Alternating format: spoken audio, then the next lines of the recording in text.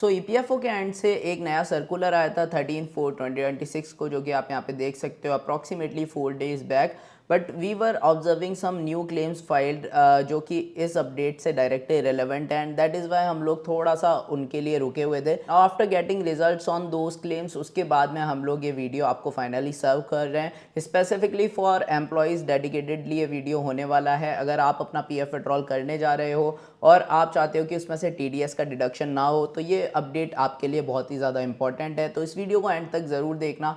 इसी टाइप के informative videos हम लोग रेगुलरली लाते रहते हैं for private sector employees and MSME business owners. तो आप अगर उनमें से एक हो तो चैनल को सब्सक्राइब भी कर लीजिएगा ताकि वीडियोस की अपडेट आप तक आती रहे। Now let's start this video and discuss about the new update. So आप देख सकते हो सर्कुलर के अंदर, यहाँ पे सब्जेक्ट के अंदर ही वैसे तो लिखा हुआ है कि ये जो अपडेट है वो फॉर्म 15G और 15H, जो कि पहले पीएफ विड्रॉल करते टाइम पे टीडीएस को सेव करने के लिए फाइल करा जाता था, उसके अगेंस्ट में एक नया फॉर्म अब आपको फाइल करना पड़ेगा। Instead of those form 15G and 15H, now एक कंसोलिडेटेड फॉर्म 121 यानी फॉर्म नंबर 121 आपको फाइल करना पड़ेगा instead of form 15G and 15H for saving your tax. Now इसके नीचे कुछ इंपॉर्टेंट बातें लिखी हुई है, वो मैं पहले आपको बता देता हूँ। उसके बाद में स्टेप बाय स्टेप प्रोसेस भी बताऊँगा कि कैसे आप इस फॉर्म को भर सकते हो। सो उससे पहले आप ये समझिए कि इसको भर कौन सकता है। पहले तो इसके अंदर इंपॉर्टेंट बातें ये दी गई है कि क्योंकि ये 1 अप्रैल 2026 से, यानी कि ये फाइनेंशियल ईयर जब से स्टार्ट हुआ था, जब से इनकम टैक्स एक्ट 2025 इफेक्टिव हो चुका है, एंड देयरफॉर उसके अंदर जो 15G एंड फॉर्म 15H है उनको रिप्लेस कर दिया गया है with single form number 121। Now the declarant who is a resident must ensure that their expected final liability for the year is nil and duly fill all the rows in part A of the form number 121 and sign it. Now यहाँ पे important बात यह है कि इन्होंने clearly बोल दिया है कि जिसकी टैक्स लाइबिलिटी नील हो रही है in that particular financial year, केवल वही लोग इस फॉर्म को भर सकते हैं। तो इसका मतलब आप ये मान करके चलो, अगर आपकी इनकम टैक्सेबल है तो आप इस फॉर्म को भर ही नहीं सकते पीएफ विड्रॉल के टाइम पे, ये इस चीज़ से क्लियर है। बट ऐसा फॉर्म 15G के टाइम पे भी पास्ट में काफ़ी बार देखा गया है। जिन लोगों की इनकम टैक्सेबल होती थी वो अगर अपना PF withdrawal claim form 19 apply कर देते थे विदाउट द फॉर्म 15G और 15H, उनका क्लेम रिजेक्ट हो जाता था बाय द पीएफ ऑफिसर कि आप 15G फॉर्म के साथ में ही रीफाइल कीजिए अपना क्लेम, तभी हम उसको सेटल करेंगे। इवन दो उनकी सैलरी ब्रैकेट्स जो थे वो हायर थे और वो टैक्सेबल इनकम में आते थे।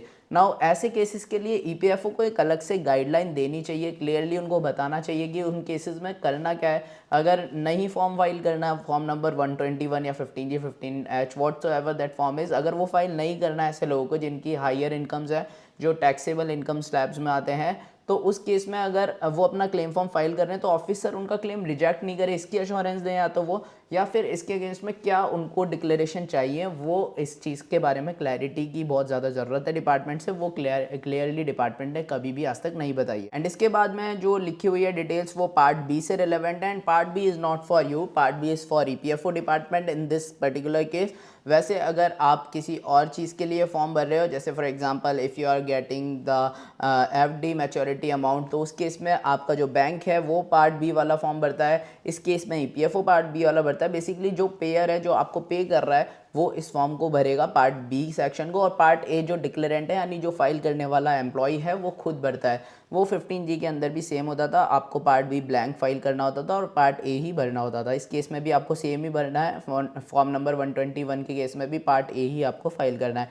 नाउ यूआईएन नंबर वगैरह ये जो सारी चीज़ें हैं, यूनिक आइडेंटिफिकेशन नंबर वगैरह, वो ईपीएफओ को अलॉट करना पड़ेगा एंड सो ये सारी चीज़ें उनके लिए लिखी गई है, वो सब डिपार्टमेंट के लिए। तो आप डायरेक्टली स्किप करके इन सारी चीज़ों को आ सकते हो सीधे फॉर्म के ऊपर, और फॉर्म आप देख सकते हो इसी सर्कुलर के अंदर अटैच्ड भी है। नाउ द इम्पॉर्टेंट थिंग इस फॉर्म की हेडिंग में ही क्लियरली ये लिखा हुआ है, declaration under the section 393 sub section 6 for receipt of certain incomes without the deduction of tax. And यहाँ पे पार्टी के अंदर जैसा कि मैंने आपको बताया क्लियरली लिखा भी हुआ है, to be filled by the person for receipt of certain incomes without the deduction of tax. यानी कि डिक्लेरेंट यानी कि एज एन एम्प्लॉय आप अपना पीएफ विड्रॉल करने जा रहे हो तो आपको पार्ट ए फाइल करना है।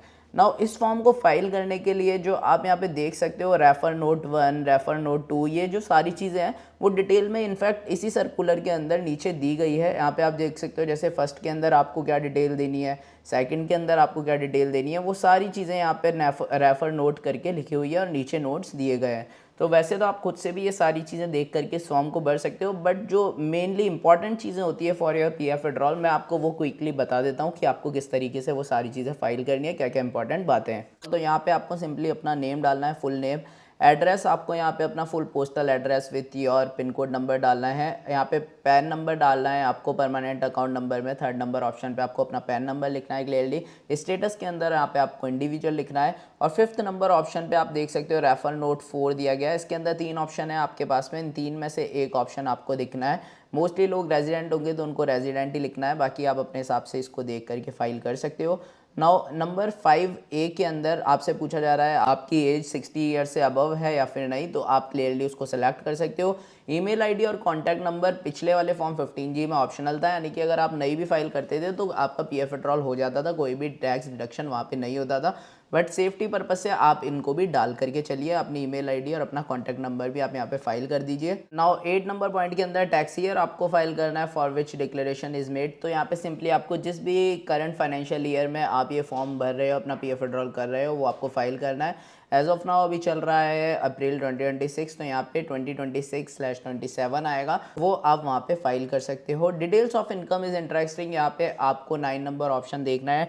नेचर ऑफ इनकम में आपको सिंपली ईपीएफ यानी एम्प्लॉयज प्रोविडेंट फंड मेंशन करना है, और ऑब्लिक करके आप यहाँ पे रेफर नोट 5 भी है, तो रेफर नोट 5 के अंदर जो पीएफ वाला ऑप्शन है that is a number clause के अंदर ही दे रखा है, प्रोविडेंट फंड वाली इनकम, तो 5 क्लॉज ए भी आप यहाँ पे लिख सकते हो, /EPF आप यहाँ पे लिख सकते हो। Now estimated income for which declaration is made. Now यहाँ पे 10 नंबर पॉइंट पे ये इंटरेस्टिंग पॉइंट है, इसमें काफ़ी सारे लोग क्या गलती करते हैं, अपनी total accumulated PF amount with pension contribution file करते हैं, जबकि आपको पेंशन कंट्रीब्यूशन को इसमें ऐड नहीं करना है।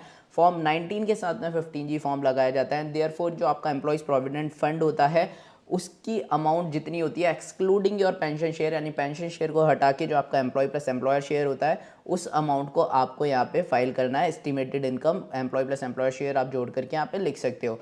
Now details of form number 121 other than this particular form, अगर आपने इससे पहले 121 नंबर फॉर्म पहले भी भरा है तो आप यहाँ पे उसकी डिटेल दोगे, कितने भरे हैं उसकी डिटेल नीचे दोगे, उनमें कितनी एग्रीगेट अमाउंट डाली है वो उसके बाद वाले ऑप्शन में 11B में दोगे। तो मोस्टली अभी तो क्योंकि जस्ट ये नया फॉर्म आया है तो यहाँ पे सबको NA ही करना होगा, यानी नील आप इसको छोड़ सकते हो 11, 11A और 11B को।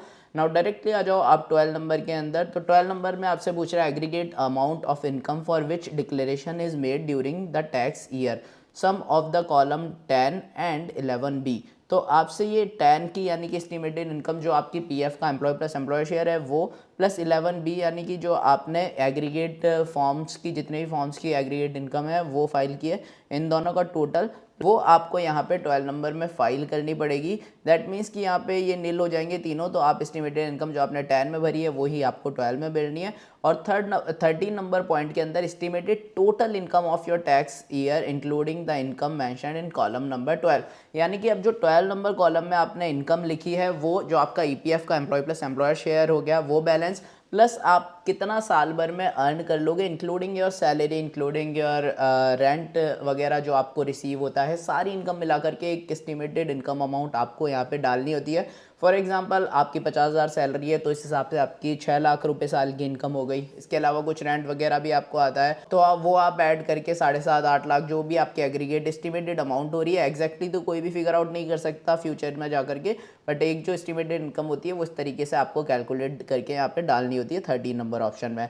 Now 14 number point is very interesting जो कि नया है। इससे पहले फॉर्म 15G के अंदर आपसे सिर्फ ये पूछा जाता था कि आपने पहले कभी इनकम टैक्स रिटर्न फाइल की है या फिर नहीं की, तो उसमें आप सिंपली यस या नो करते थे, और अगर की है तो किस लेटेस्ट फाइनेंशियल ईयर के लिए या किस लेटेस्ट असेसमेंट ईयर के लिए आपने वो ITR जो है वो फाइल की थी, उसका ईयर आपसे पूछा जाता था, ना कि एक्नॉलेजमेंट रिसीप्ट वगैरह, वो सारी चीज़ें अब आपसे पूछी जाएगी। यानी कि अब आपको लास्ट 2 ईयर्स की ITR डिटेल्स भी देनी पड़ेगी।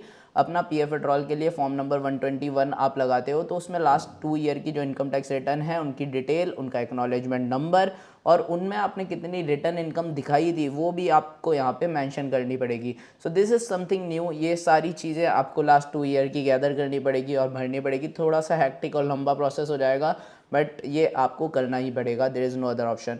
नाउ इसके बाद में सिंपली डिक्लेरेशन है जहाँ पे आप अपना नाम, अपना पैन नंबर रिपीट कर सकते हो सिंपली, और यहाँ पे फाइनेंशियल ईयर जो चल रहा है 26-27 भर सकते हो। प्लेस में आपको अपना सिटी और जो भी डेट जिस डेट को आप ये फाइल कर रहे हो वो भर के अपना नाम और यहाँ पे सिग्नेचर कर सकते हो एंड दैट्स ऑल। आपने अपने एंड से जो पार्ट ए है वो कम्प्लीटली फिल कर दिया है। अब जो पार्ट बी है उसको आपको ब्लैंक की स्कैन करना होता है और अपलोड करना होता है, just like form 15G and 15H। उस केस में भी सेम ही होता था, पार्ट बी को आप ब्लैंक स्कैन करते थे और इसको EPFO अपने हिसाब से भरेगा और उसके बाद में आपका क्लेम प्रोसेस करेगा।